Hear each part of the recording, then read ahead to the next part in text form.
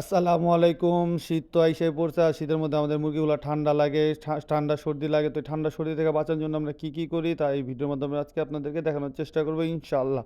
তো ফার্স্টে আমরা কয়েকটা দেশি রসুন নিয়ে নিছি, তারপর দেশি আদা নিয়ে নিতেছি কারণ এগুলো তো অনেক ঝাল। আর ঠান্ডার জন্য এগুলো অনেক উপকারী। তো আমরা আমাদের মুরগি যেহেতু কম তাই আমরা পরিমাণ মতো নিয়ে নিতেছি। আমাদের পরিমাণ হচ্ছে 4 কোয়া রসুন, 1 কোয়া আদা নিয়ে নিতেছি। এগুলো আর আমরা ছিলা কুচি করে কাটতেছি। কাটার পরে আমরা এটাতে আমাদের পরিমাণ মতো পানি দিয়ে দিব, যেহেতু আমাদের মুরগি কম। আর আপনাদের যেহেতু মুরগি বেশি হবে, আপনাদের পরিমাণ মতো নিয়ে নেবেন যে আপনাদের কতটুকু লাগবে। তা আমাদের রসুন কাটা শেষে আমরা আমাদের পরিমাণ মতো পানি নিয়ে নিতেছি। আমাদের 2 কাপের মতো পানি লাগবে, তো আমরা একটু বেশি নিছি, 2.5 কাপ পানি নিয়ে নিতেছি যাতে শর্ট না পড়ে। তো এটারে তারপর আপনারা চুলার মধ্যে একটু ভালো মতো জাল দিবেন যাতে এটার রসগুলো সব বের হয়ে যায়।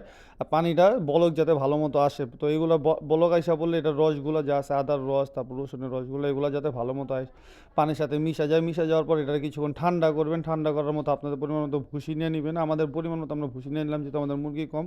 এই পানিগুলো সব এটার মধ্যে দিয়ে দিতেছি, কারণ এটার সাথে পানিগুলো ওরা খাবে। কারণ দেশি মুরগি যেহেতু বাসায় বেশি একটা পানি খায় না, ওরা আশেপাশ থেকে পানি খায় নেয়। তো এই কারণে আমরা ভুসির সাথে মিশিয়ে দিতেছি। আর যদি আপনারা পানির সাথে মিশিয়ে খাওয়াতে পারেন তাহলে এটা আরও ভালো।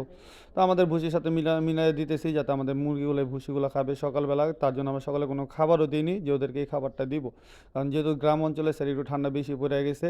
তো মিশানো শেষে আমরা চলে যাচ্ছি মুরগির মুরগির এগুলো খাবার দিতেছি। তো মাশাল্লাহ আমাদের মুরগিগুলো দেওয়ার সাথে সাথে এসে খাচ্ছে, কারণ সকালবেলা অনেক ক্ষুধার্ত ছিল, ওদেরকে খাবার দেওয়া হয় নাই। তাই একটু দেরি করে আমরা খাবারটা দিছি যাতে ওরা এই খাবারটা ঠিক মতো পেট ভরে খায়। এই খাবারটা ওর ঠান্ডা থেকে বাঁচায় রাখবে, কারণ এই আদা রসুন হচ্ছে অ্যান্টিবায়োটিকের মতো কাজ করে, শরীর গরম রাখে। তো ঠান্ডা থেকে ওরা একটু সেফ থাকবে। তো আমাদের ভিডিওগুলো কেমন লাগছে আপনারা অবশ্যই কমেন্টে জানাবেন। আসসালামু আলাইকুম। আমার ফার্মের জন্য সবাই দোয়া করবেন।